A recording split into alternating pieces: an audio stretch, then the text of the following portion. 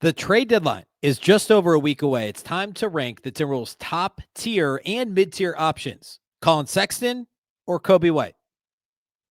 The Timberwolves end up with the Jones brother, Tyus or Trey? It's all coming next.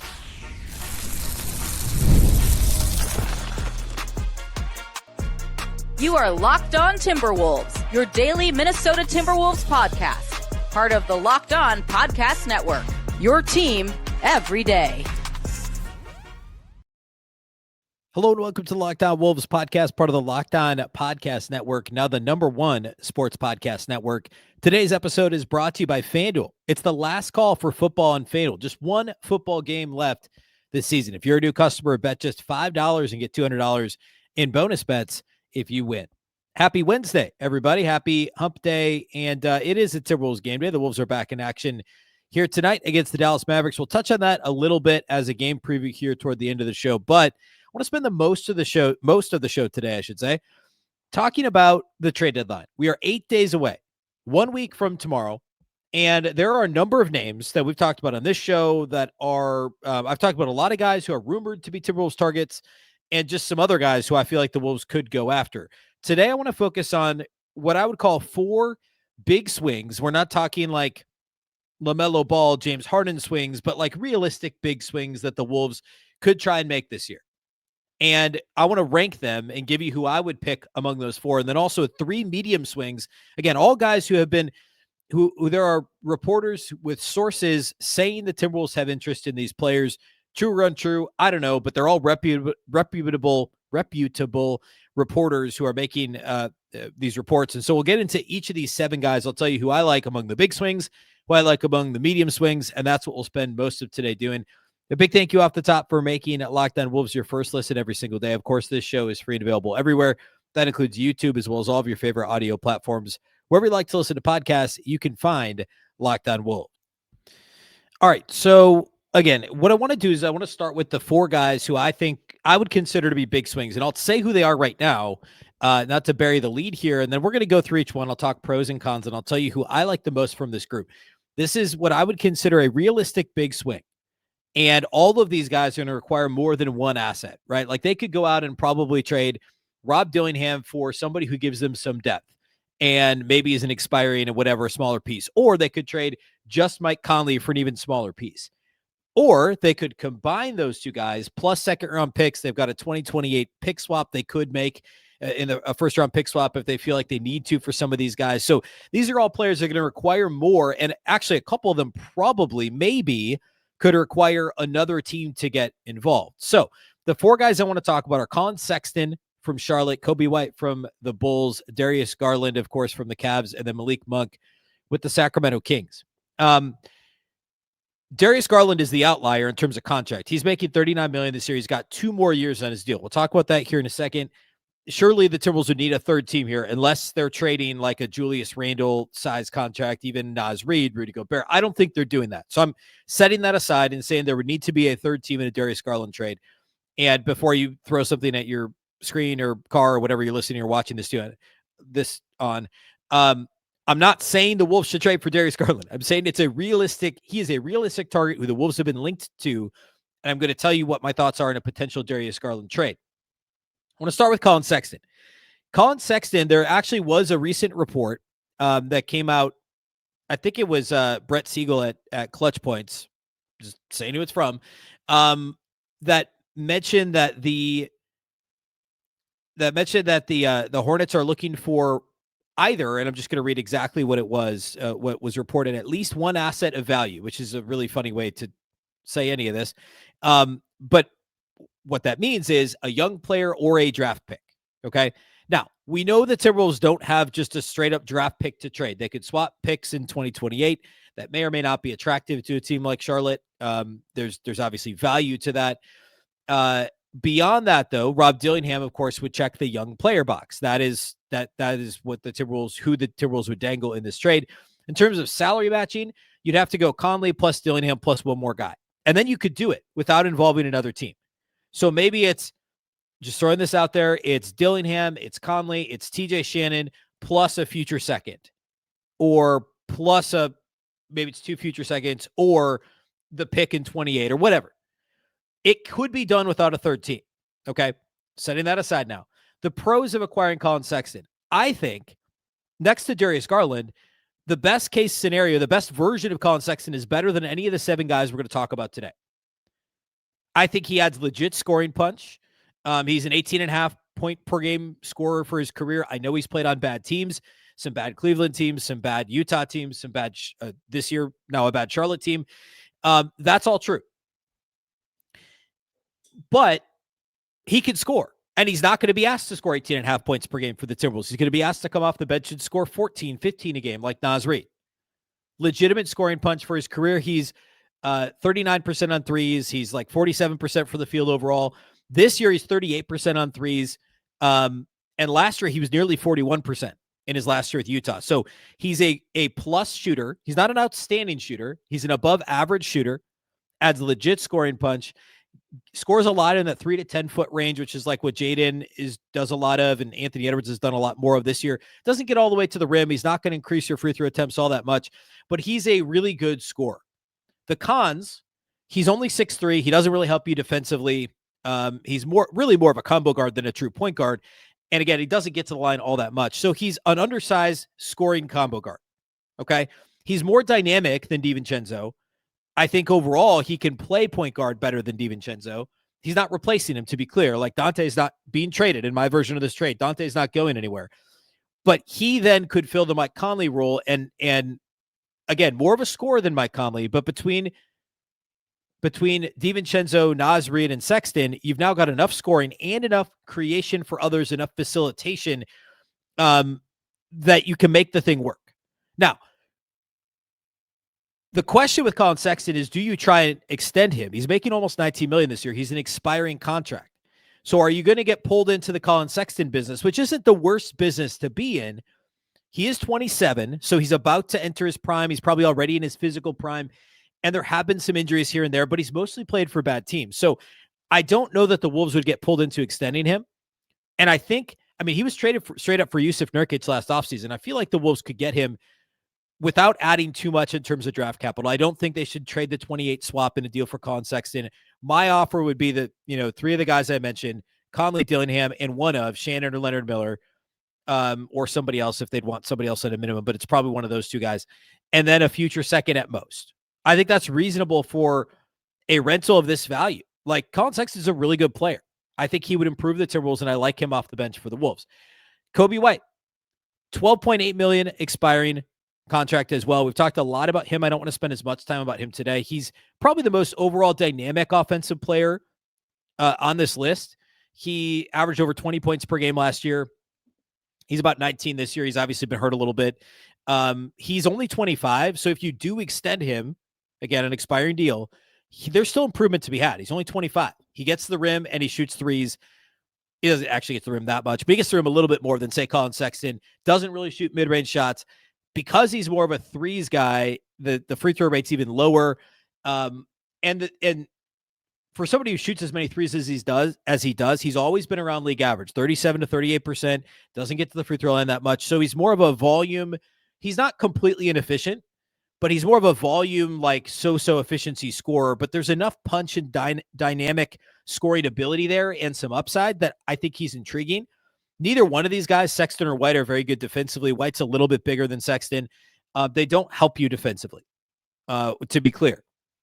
They both would solve the bench scoring problem. I think Sexton's in a vacuum the better player right now, and maybe a little bit of a better fit because he's more of a point guard than Coby White, even though they're both really undersized scoring combo guards. But I'm deathly afraid of a Coby White extension. Now, Tim Connolly is awesome, and I don't think he'd do it. But that's my concern with the Coby White acquisition is whatever you're giving up to get him, you're going to be tempted to extend it because of the age, because of the upside that's still remaining. And maybe Connolly could do it on a reasonable deal, but I'm worried about what that extension could look like. Whereas Sexton, I think you just say, hey, look, we're not going to extend him unless we get a bargain. This is a rental. And I think with Coby White, there'd be a temptation to extend him for the reasons I mentioned. So I think Coby White's intriguing and I like him a lot. But I'm nervous about potentially extending Coby White. All right, 2 more guys on my big swing list. Then we'll hit the medium tier guys before we close the show by talking Wolves, Mavs. We'll do all that here next.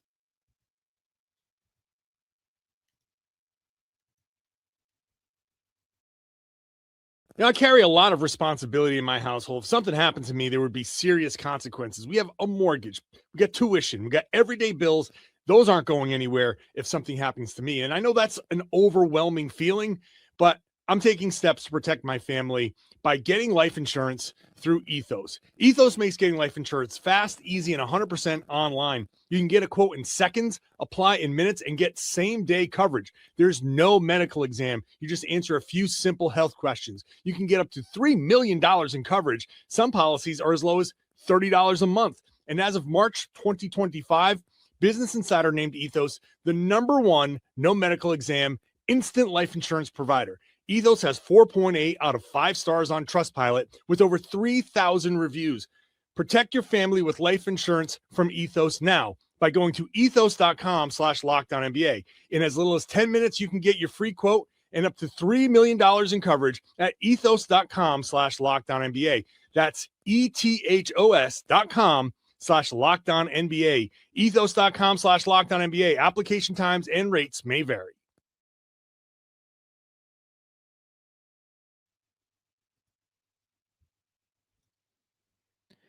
The NBA trade deadline is basically here. We want to give you a free month of our new Everydayer Club to help you get ready. Of course, we're 8 days away from the deadline. That's why we're talking about it extensively today. If you need a group chat to keep up with the trade deadline chaos, join ours. The Everydayer Club gets you access to a group chat on Discord just for Wolves fans, plus national chats where you can hang out with fans from across the league. I will be in the Timberwolves channel on Discord. I've been there over the last couple weeks and it's been pretty active. So join us on there. You can get ad-free versions of this show, Locked On Wolves, if you sign up by the deadline, which is next Thursday, February 5th, by trade deadline day. If you sign up before then, you can use the code deadline to get your first month free. Tap the link in the show notes to learn more. All right. So we've talked about two kind of top tier swings for the Wolves, Collin Sexton and Coby White. Now let's talk Darius Garland. I don't want to spend a lot of time here either because we have talked about him a little bit. And I just think this is the least likely from a cost to acquire standpoint. And also like the Wolves aren't going to trade Julius Randle, Reid, Rudy Gobert, Jaden McDaniels. Like these guys aren't getting traded, period. And if they were, that like less than 1% chance, it's not going to be for Darius Garland. So there need to be a third team involved. It gets complicated with where the Wolves are in terms of the aprons and everything. So like Darius Garland is $39 million on his deal this year, plus 2 more years for a total of $87 million. That's pricey. So yeah, on the plus side, you don't need to worry about an extension. He's on your team for a couple of years. On the minus side, it's a more complicated transaction to complete. Plus there's injury concerns. And frankly, there have been with all the guys we talked about, but I'm a little more worried about some of the Garland injuries. I think of all the guys we're going to talk about today, he's the absolute highest ceiling as a scorer. He can score the basketball and he's a true point guard. Both things the Timberwolves need, which explains why the Wolves have reportedly been interested going back to last summer. And even I think before that, maybe last trade deadline, Tim Conley showed interest because he's a scoring point guard. And that's what the Wolves want, is somebody who could put pressure on defenses at the same time as Anthony Edwards and also still create for others, be dynamic in the pick and roll. And that's valuable. But at that cost, given where the Wolves' books are, and with some of the injury concerns, plus the cost to acquire him, which, again, is going to, like, if the Wolves aren't giving up those guys I listed, they're going to have to give up everything I just already talked about for Collin Sexton, plus the 2028 pick swap, plus some other assets from other teams, and there's going to be second-round picks going everywhere. It's complicated. The contract concerns me. The durability concerns me. He's also not a great defender, although he's probably a healthy Darius Garland is probably marginally better than Coby White and Collin Sexton. Not saying a whole lot. He also doesn't get to the line that much. And he's a good three-point shooter, but he's inconsistent. So Darius Garland, yeah, from a ceiling standpoint, like if somehow the Wolves, like, say they hadn't won last night and then they lose, say they're on like a 10-game losing streak and we got to completely shift things and maybe Julius Randle's not the guy, like, okay, fine. You could have talked me into that. You could do worse than Darius Garland. But sitting here right now, and I'm not saying I would have liked that. I could have talked myself into it. I didn't love the cat trade when it happened. I did talk myself into it because I understood the future books thing. That's my concern with Darius Garland, because now you're kicking the can, right? You're adding a year to what Julius Randle's owed. And is this guy going to be as durable, knock on wood, as Julius Randle? Is it like, there's plenty of questions. And even though the Wolves need a quote unquote point guard of the future, I just think there's too many question marks for Darius Garland, and that would make me nervous. My last big swing is only a big swing because of the contract size, and that's Malik Monk. I hadn't actually seen him connected to the Wolves until very recently. He's owed $18.8 million this year, or I guess that's his salary this year in total. $20.1 million next year, and then he's got a player option for $21.6 million the year after that, which at this point seems pretty likely he's going to be accepting. So you're basically talking 2 more years after this one at more than $20 million a year. He's a dynamic scorer, probably the lowest cost to acquire of any of these guys. But he's small, and like the shooting's all over the place in terms of consistency. Like if you look at what he's done this year versus last year, like there's not a whole lot of consistency there. Obviously he's been in and out of the rotation.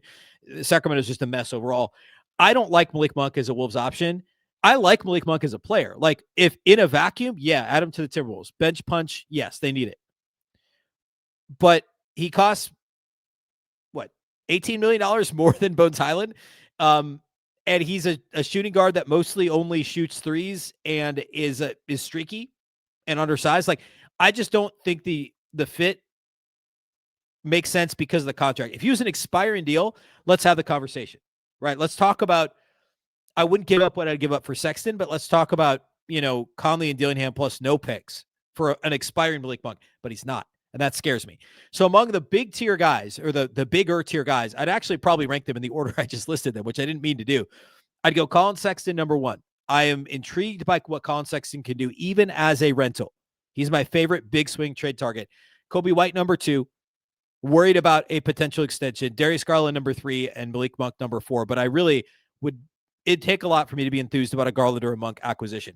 My mid-tier guys, all guys who have, again, been connected to the Wolves in some way, and the first 2 I've talked about a little more extensively on the show. Ayo Dosunmu, a lot of similarities between Ayo Dosunmu and Dante DiVincenzo. Both plus 3-point shooters, and that's, both kind of like almost sort of the modern day. I mean, like, I don't really like 3-and-D is not the right term because they're both a little bit more diverse offensively than a traditional 3-and-D guy from, 8, 10, 12 years ago when that was a thing. And neither one of them are really plus defenders. I would say DiVincenzo is a pretty average defender overall on the ball. And I would put Dosunmu in that same category. He's probably a little better than DiVincenzo defensively. He's an off-ball catch and shoot guy like DiVincenzo, maybe a little more off the dribble stuff. He's basically duplicating that archetype, that player archetype as DiVincenzo, which is good because of the depth thing. You need more of it, but he's not a point guard, and he doesn't solve that problem. He doesn't scratch that itch for the Timberwolves. And I don't know that it means that you're bumping, like one of Mike Conley or Bones Highland probably gets bumped out of the rotation, and hopefully in that case it's Mike Conley. But you don't gain that steady hand of a point guard, which you're not really doing with a Collin Sexton or Coby White either, because they're both more scoring minded. And I guess you would with the Darius Garland. And we'll talk about a couple other steadier point guards here. But if you're talking about a mid-tier acquisition who's just going to overall raise your floor as a team, not dramatically raise your ceiling, but raise your floor, because you're going to have yet another guy who is available and he's your 7th guy or your 8th guy, and he's going to be good and shoot threes at a high rate. He's your guy. He's 45% from 3 this year. He was only 33 last year, but he missed a bunch of games due to injury. He missed like 35 games. For his career, he's just a little over league average. He's like a shade under 38%. But again, he's shot the ball great this year. I think he's like a slightly worse shooting, slightly better defending version of Dante DiVincenzo. And I like Ayo Dosunmu, and he's expiring. So I don't think you got to give up too much. You could maybe just straight up give up Rob Dillingham. And I know that's not great return on your investment for Dillingham if you've traded a future unprotected pick to get him and then you let him go for an expiring contract. Makes me a little nervous, but or it doesn't make me nervous. It makes me squeamish about the asset management. But if they're not going to play Rob Dillingham anyway, and you believe this year's team has a chance to get to the conference finals and challenge the Thunder again, then I think you make that move. The other 2 guys I'd put in the mid-tier are the Jones brothers, Trey and Tyus. Trey is by far the more attractive option. He makes $8 million this year. They're both expiring. Tyus makes $7 million. I think Trey Jones is probably the best point guard available, that like pure point guard. that the Timberwolves could realistically get without, selling the farm to get him. He's a really good offensive player. He's also a really good defender. Obviously, he's small. Both Jones brothers are. He's generously 6'1". He's also only a career 31% three-point shooter. He's 33% this year. That's not great. But the all-around game is really good. It's a lot like Tyus. Like early career Tyus, it was like, man, he's small and he doesn't shoot the three, but he's good everywhere else. That's kind of Tre Jones, honestly. Now, Tyus has developed into a better three-point shooter. I would say Trey's probably a better all-around defender. He might be slightly bigger too. I didn't go back and look at their combine measurements, but I bet he's a little bit bigger. I think he's a little bit of a better defender. I think he's a worse shooter, clearly. Remember, early career Tyus wasn't a good three-point shooter either. So if you just want a backup point guard and say goodbye to Mike Conley from a minutes standpoint, or maybe even from a trade standpoint, if you can attach a second-round pick, I think you probably have to give up Dillingham still. Tre Jones is probably the best all-around point guard you're going to get. I don't mind that at all. And I know it's not super exciting, and I promise this isn't he's a Minnesotan, he's one of us, let's trade for him. I'm not into that at all. I'm not saying Tre Jones is better than any of these other options. I'm saying if you want a pure point guard, it's going to be hard to do much better. And I don't think I would start him. I think I'd still bring him off the bench. I think you still start Dante and he absorbs whatever minutes you were split in between Mike Conley and Bones Highland, and Bones can still play, but he goes a notch down on the depth chart.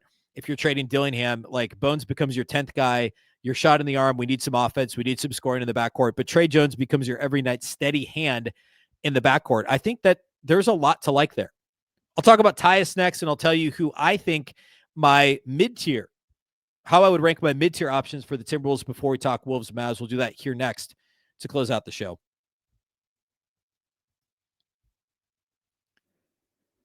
Today's episode of Locked On Wolves is brought to us by our title sponsors at FanDuel. It's the last call for football on FanDuel. One final game left this season. One last kickoff, the final chance to get in on the action before the NFL season officially comes to a close. This is Super Bowl 60, and FanDuel's making sure you're right in the middle of it with a special offer just in time for the biggest game of the year. Whether you're backing the favorite, riding with the underdog, which this year is, oh my goodness, I completely blanked. I believe the Seahawks are favored by like 4.5 points on FanDuel. Or maybe you're just going to build one last same-game parlay, which is a ton of fun to do during the Super Bowl. This is the game that everyone's been waiting for. Predictions turn into big plays, stats turn into storylines, and every snap feels bigger. It's the perfect way to cap off the season. The Super Bowl is my favorite day to be active on FanDuel all season long. If you're a new customer, bet just $5. You'll get $200 in bonus bets if you win. Make it count, because after the Super Bowl, the season is over. Last call for football on FanDuel, an official sportsbook partner of Super Bowl 60. Visit FanDuel.com to get started. Today's episode of Locked On Wolves is also brought to us by our friends at TurboTax. Tax season does not have to take over your life. This year, TurboTax is making it easier than ever to just hand things off and move on with your day. With TurboTax full service, you can have your taxes done for you by a trusted local expert, start to finish, without the stress or guesswork. Instead of spending hours trying to figure out forms, you can meet with a local TurboTax expert in person or connect online. They handle everything from W-2s to self-employed forms and work to get you every deduction possible. You can upload your documents, go about your day, and get updates right in the TurboTax app. It's a huge time saver and gives real peace of mind knowing an expert is handling it. For a limited time, you can have your taxes done by a local TurboTax expert for just $150. All in. Great deal.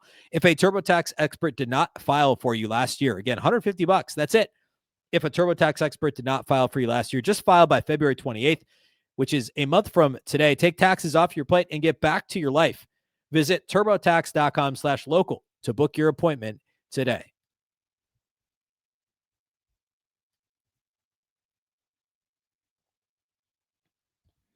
All right. My mid-tier options, we talked about Ayo Dosunmu, we talked about Tre Jones, and then Tyus Jones probably costs less than anybody else. I know, obviously, Orlando's had a disappointing season, and he's a rental there in Orlando. Probably figured if things didn't go well, they could trade him. It's kind of where we're at. He's been fine for them this year. The three-point shooting has really tanked. Like the last 2 years, he was over 41%, both in Washington for a season, and then last year he was supposed to be a big fix in Phoenix for what ended up being a bad Suns team. But he's been 41% each of the last 2 years. He's been 37% or better in each of the last 4 years until this season. He's 28% on just over 2 attempts per game. He's primarily been a bench guy for them, 16 minutes a game, which is the least he's played in the last 5 seasons. And he's only scoring 3 points a game. Like, hasn't been a great season for him. I blame Orlando just as much as I blame Tyus Jones. He's maybe lost a half step defensively, but I mean, he's about to turn 30. He's diminutive still. The defense could be slipping. The shooting's been bad. But again, if you believe the career 37% 3-point shooting, 41% each of the last 2 years, and the acquisition cost is very low, like say it's a second rounder and Conley, like, would you trade a second rounder and Conley for Tyus Jones? I would. I mean, you go from a guy like you're upgrading the Conley role and you've got like 7 or 8 second rounders to trade. Like, if that's all it's going to take from Orlando, and it may not be, because the Magic obviously still, like, it's a bad Eastern Conference. They're still trying to win, even though they're just over 500. They're like 8th in the East right now. So I don't know that they would do that. I don't know that I'd give up much more than a second round pick in Mike Conley. I don't think I wouldn't trade Rob Dillingham for him unless the Wolves are like completely out on a Rob Dillingham, even more so than we know. Then maybe you look at it. But I really would just be like, second round pick and Mike Conley's expiring. Like, that's what I would do if I were the Timberwolves for Tyus Jones. Not my favorite option. In fact, like, in a vacuum, I'd rank him only ahead of Malik Monk on this list of guys that wanted a Timberwolves uniform. In a vacuum, not considering contracts, not considering the cost to acquire. Of the 7 guys we talked about, I'd go Malik Monk last and Tyus Jones second to last. Like, I want to be really clear about that. But he's better than current Mike Conley. He just is. Okay, so of my mid-tier guys, my favorite is Ayo Dosunmu. I would duplicate just because I think he's the best player. I think he's a better player than Trey Jones. Honestly, I don't know. I've talked myself in circles on this. I'll say it's honestly a tie. Like, Ayo Dosunmu and Trey Jones, both would be great. If the cost to acquire is the same, I think Trey Jones actually fits the roster a little bit more than another DiVincenzo-y kind of catch and shoot guy, because they need somebody to kind of orchestrate the catch and shoot guys they do have. And that's the advantage to Trey Jones. So of all these guys, I love the Collin Sexton idea. I really like the Ayo Dosunmu and Trey Jones ideas for mid-tier options. I'm okay with Coby White if they don't do a crazy extension. And then the other guys, the Darius Garlands, the Malik Monks, the Tyus Joneses, are further down the list for me in terms of guys I would look at. But that's how I would rank the potential available options for the Wolves. Very quickly, let's talk about tonight's Wolves-Mavs game. The Mavericks are a weird team. We'll just say that. Anthony Davis, of course, out right when they were talking about trading him. He's now out for a period of time. Cooper Flagg's been a little bit in and out with some injury management with back-to-backs, although he'll presumably play. Dallas played Saturday and then had their Sunday game postponed because of weather. They couldn't leave Dallas, I think it was, trying to get to Milwaukee. So they haven't played since Saturday. They'll have 3 days off in between. Perhaps there will be some rust. Cooper Flagg was not going to play Sunday. Presumably he does play Wednesday and is available. Another guy who was on the list is guys who were going to sit out Sunday's game had they played that I think will be available would be Klay Thompson. Both Klay Thompson obviously playing like a relatively low number of minutes off the bench for them currently. And so maybe not a massive deal, but he should be available. He's actually 22 minutes a game. He's been playing a little bit less than that recently. Dallas is still a good defensive team. Now, a lot of that is on the strength of the 20 games that Anthony Davis has played in. So let's not be too worried about that from a like, oh man, this team's actually a top 10 defensive team. I'm a bit dubious. I think I didn't run the non-Anthony Davis numbers specifically, but I promise you that 20 games of Anthony Davis, nearly half the season to this point, has really impacted their overall defensive ranking and causes them to kind of linger.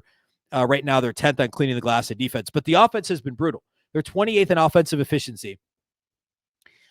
Defensively, they don't force turnovers either, which of course is the Wolves' Achilles heel and has been a massive problem here lately. They've fallen all the way out of the top tier, or the top third, I should say, of the NBA in avoiding turnovers as an offense. They're 12th, and they were doing pretty well until recently. The last couple games have been a disaster against Golden State. So hopefully that helps Minnesota, that Dallas doesn't turn teams over a ton. They also do a pretty good job of defending without fouling, which has been kind of fits and starts for Minnesota this year in terms of getting to the free throw line. Of course, Cooper Flagg is the guy you got to keep an eye out for. He's the primary among the healthy Mavs.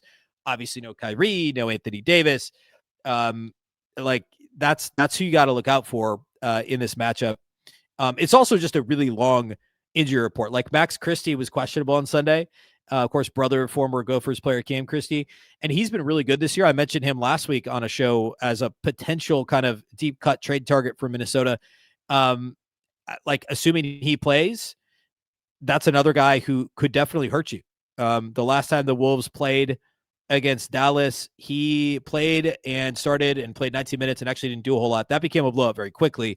Cooper Flagg was good in that game, but nobody played more than 27 minutes on the Mavericks because the Wolves ran away with that game so quickly. That was mid-November. The Timberwolves got up 13 after the first quarter. They're up 17 at halftime, and then it was 20 plus. It was actually like 30 plus, I think, by the time it got to the fourth quarter. So we didn't get to see a whole lot. D'Angelo Russell, by the way, out of the rotation, hasn't really been in the rotation since before Christmas for Dallas, so don't expect to see much D'Angelo Russell in this game. Again, a good defensive team, a bad offensive team. Hopefully that works with how Minnesota's played lately. Obviously, the offense has been clunky, to say the least, against Golden State the last couple times out, but the defense has been really good. So we could just be in for a rock fight, I guess. Presuming Anthony Edwards plays as of this recording, the Wolves have not released an injury report for Wednesday. He was questionable on Monday before being ruled out later in the day. I would imagine he plays against Dallas on Wednesday, but not sure. Obviously, if he does play, I like Minnesota's chances in this game. It goes without saying, it's so important that they don't lose again after snapping out of the 5-game losing streak. Plus, the back-to-back, Thursday night, back home for Oklahoma City. This is that one-game road trip, the dreaded one-game road trip. So a matchup the Wolves should do okay in, as long as they don't fall into the trap of turnovers, because if you do that, Dallas is pretty good at everything else defensively, even without Anthony Davis. So if you're also turning it over on top of that, it's going to be rough sledding, and we could be talking about another sub-100 game for the Wolves, which they hadn't done in over 100 games until they were held to 80, whatever it was, against Golden State on Sunday. Of course, the live postcast following Wolves Mavs will be Jack and Luke over on YouTube, the Locked On Wolves YouTube. If you're watching on there, it'll be on this channel. If you missed the live show, you can listen to it here at Locked On Wolves, wherever you like to listen to podcasts. And I'll be back on Thursday with the postgame pod following Wolves Mavs. A big thank you for making Locked On Wolves your first listen every single day. Of course, this show is free and available everywhere. That includes YouTube, as well as all of your favorite audio platforms. Wherever you like to listen to podcasts, you can find Locked On Wolves. A reminder about the Everydayer Club. If you regularly listen to this show every day, the Everydayer Club is built for you. You can get Locked On Wolves ad-free, plus access to the members-only Discord channel we talked about earlier. Head to LockedOnWolves.supercast.com to join the club. Of course, Locked On Wolves is part of that very same Locked On Podcast Network, your local experts on all the biggest stories. Once again, I'm Ben Beecken. This is the Locked On Wolves podcast, and we'll catch you next time.